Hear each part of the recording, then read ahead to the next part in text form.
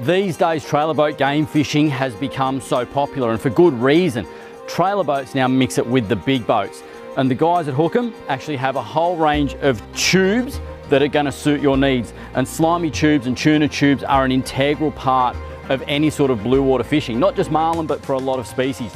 Back years ago when tubes first came around, it was all about a striped tuna tube. This guy here obviously suits a whole stripey in it, but now it also comes with that divider in it. It's probably more popular on a lot of the bigger boats and in other parts of the country where there's a lot more striped tuna. On the south coast, for instance, and up the southern east coast, there's a lot more slimy mackerel, so smaller tubes are more popular. The great thing about the Hookem gear, as always, is it can come in a removable system. Quite simply, you pull that pin out, drop that off, and then once that comes off, that there is the only piece that's left mounted on the back of the boat. So you can remove it when you don't actually need to have these on the boat, because you don't necessarily need them there through the winter months.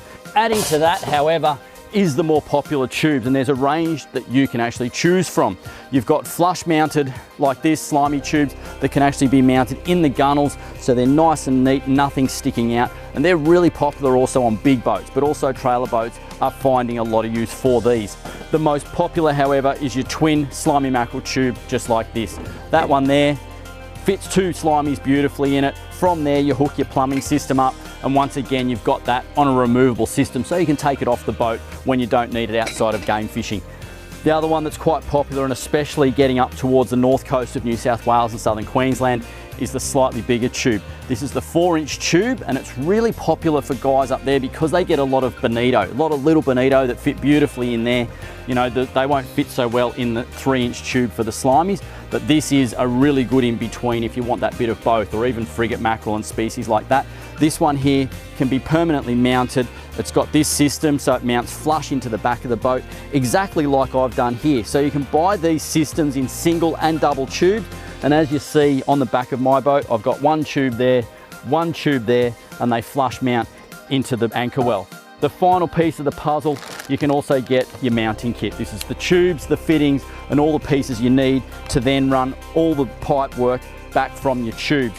And the final bit of information I'm going to give you guys, a lot of people, when they hook up their tubes, they try and run some giant pump.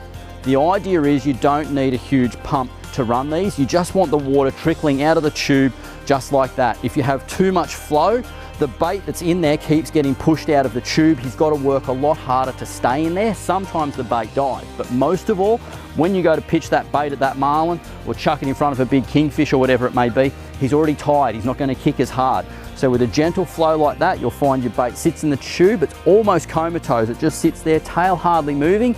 The second you pull him out, he starts kicking, and that's when they get eaten.